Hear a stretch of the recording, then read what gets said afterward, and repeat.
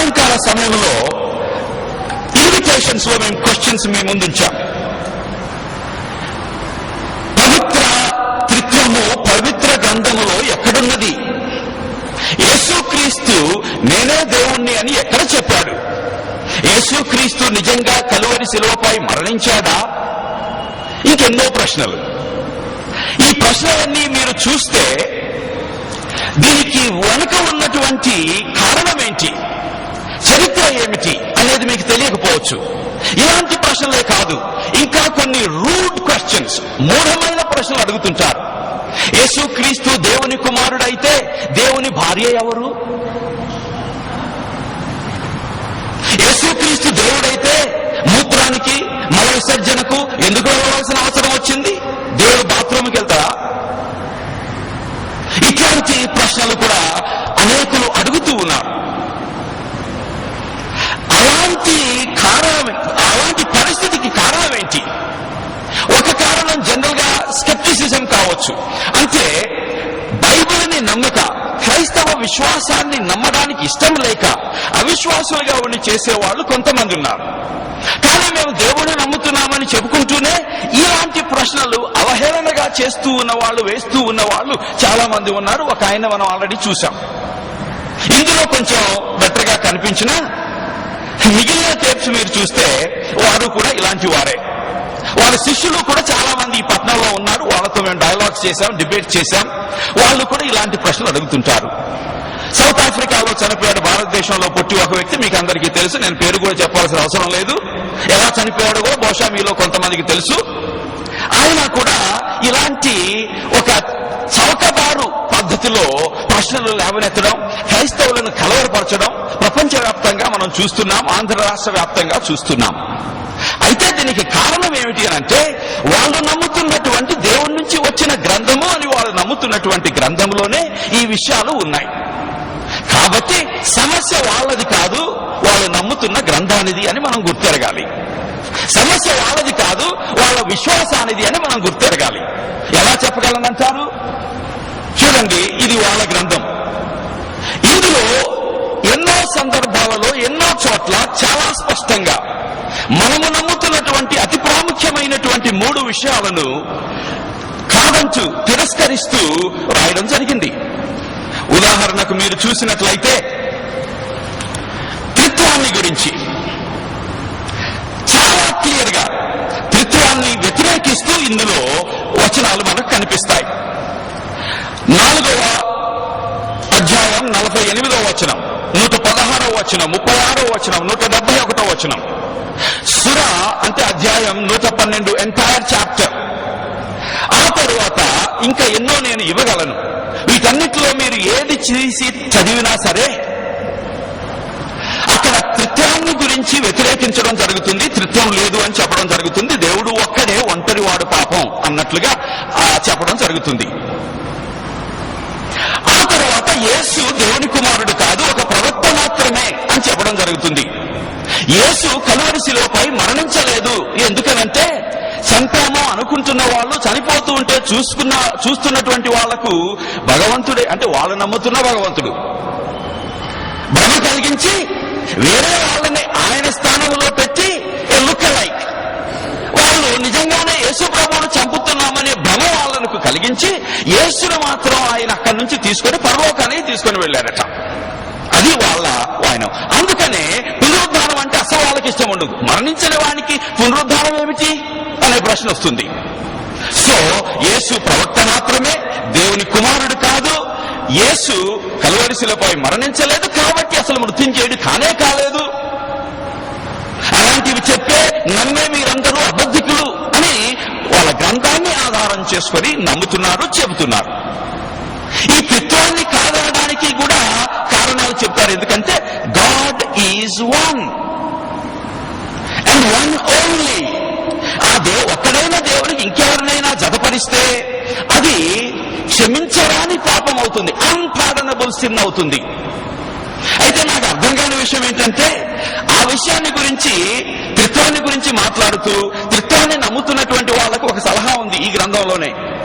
మీరు అన్ని పాపములను క్షమించే దయాహృదయుడైనటువంటి విశాల హృదయుడైనటువంటి ఆ భగవంతునికి మొరపెట్టుకోవచ్చు కదా, ఎందుకు మొరపెట్టడం లేదు అని ఒక ప్రశ్న ఉంది. ఏది ఈ త్రిత్వాన్ని వ్యతిరేకిస్తున్నటువంటి ఒక సందర్భంలో. అదే త్రిత్వాన్ని గురించి వ్యతిరేకిస్తూ ఇంకొక చోట ఒక్కడైనటువంటి భగవంతునికి ఇంకొకరిని ఎవరినైనా యాడ్ చేస్తే ఆ పాపమును షర్క్ అంటారు. అంటే ద సిన్ ఆఫ్ అసోసియేటింగ్, జోడించడం అనే పాపం. ఈ పాపాన్ని భగవంతుడు అసలు క్షమించడు. ఈ రెండు వచనాలు అదే గ్రంథంలో ఉన్నాయి. మరి దాన్ని నమ్మాలనా దీన్ని నమ్మాలనా ఒక్కసారి వాళ్ళు ఆలోచించుకోవాలి. ఇలాంటి భావవిరుద్ధత కలిగినటువంటి స్టేట్మెంట్స్ ఉన్నటువంటి గ్రంథం దేవుని నుంచి వచ్చింది అవుతుందా అని ప్రశ్నించక తప్పదు.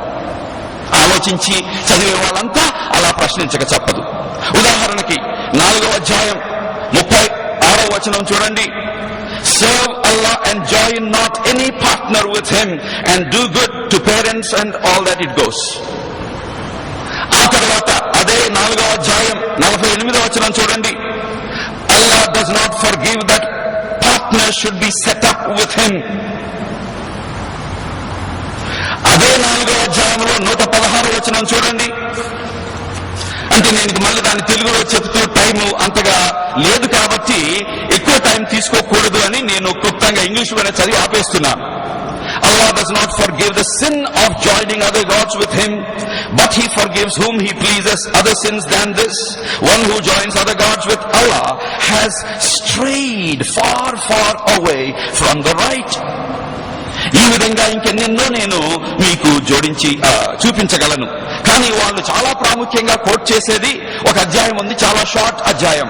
అది ఈ గ్రంథంలో చివరిలో వస్తుంది, సూరా 112. అందులో ఇలా ఉంది. Say he is Allah the one and only, Allah the eternal absolute. He begets not, nor is he begotten, and there is none like unto him.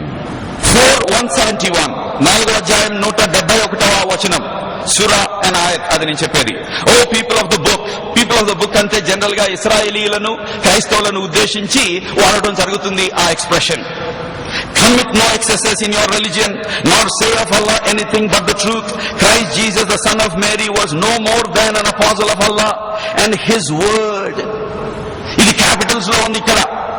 His word అంటే Jesus is God's word అని. ఆ తర్వాత which he bestowed on Mary and a spirit proceeding from him. So believe in Allah and his apostles. Do not say Trinity. Desist it. It will be better for you, for Allah is one God. Glory be to him. For exalted is he above having a son. ఆ తర్వాత ట్రినిటీని గురించి ఒక falls view ఉంది ఇక్కడ. ఏమిటి ఆ falls view? ఒక్కసారి చూద్దాం. అది కూడా ట్రినిటీ అనేది బైబిల్లో తండ్రి, కుమార, పరిశుద్ధాత్మలని ఎన్నిసార్లు ఉన్నా అదే ఉంది, ఆ సత్యమే ఉంది. కానీ ఆ ట్రినిటీని వ్యతిరేకిస్తూ అక్కడ ఒక కొత్త ట్రినిటీని పెట్టినట్లు కనిపిస్తుంది. అంటే మన ట్రినిటీని గురించి మాట్లాడుతూ మన ట్రినిటీ ఏమిటో తెలియకుండా దాన్ని ఇంకొకటిగా మార్చి వేసినటువంటి గ్రంథం సమస్తాన్ని ఎరిగిన దేవుడి నుంచి వచ్చింది అవుతుందా? ఒక్కసారి ఆలోచించండి. 5వ అధ్యాయం 116వ వచనం.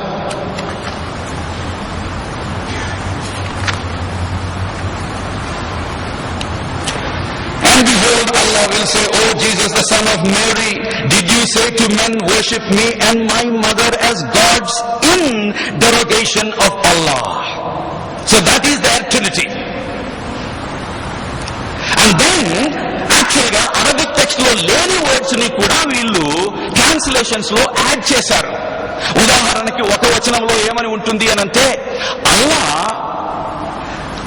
ముగ్గురులో ఒకడు కాదు, త్రిత్వంలో ఒకడు కాదు అని ఉంది. కానీ అరబిక్ టెక్స్ట్ చూస్తే ఇన్ ద ట్రినిటీ అనే మాటలు అరబిక్ టెక్స్ట్ లో లేవు.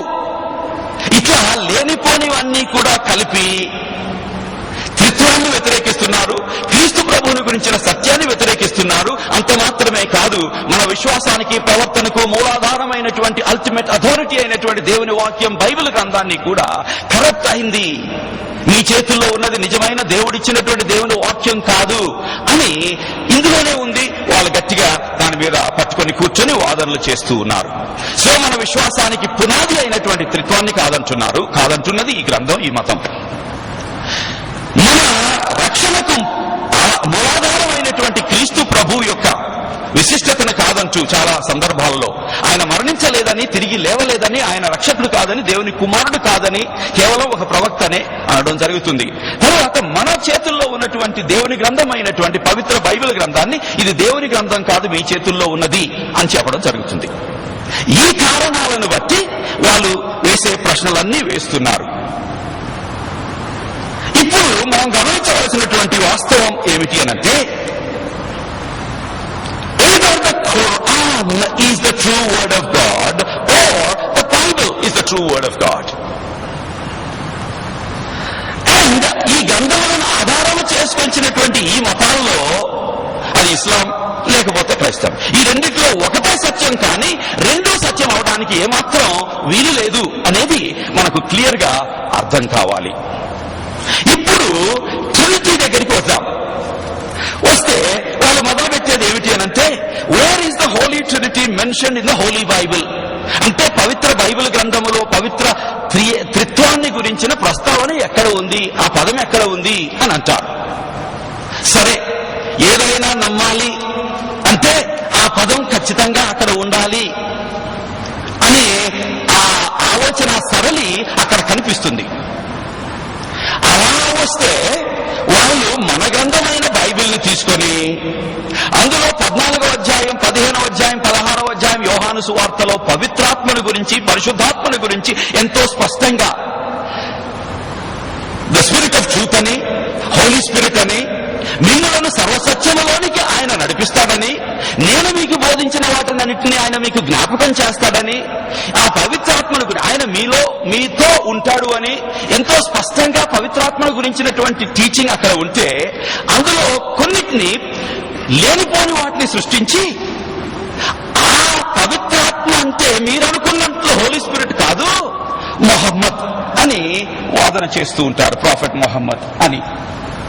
అయితే మనము గమనించవలసినటువంటి ఒక విషయాన్ని జెర్రీ ఆల్రెడీ మనకు పాయింట్అవుట్ చేశారు.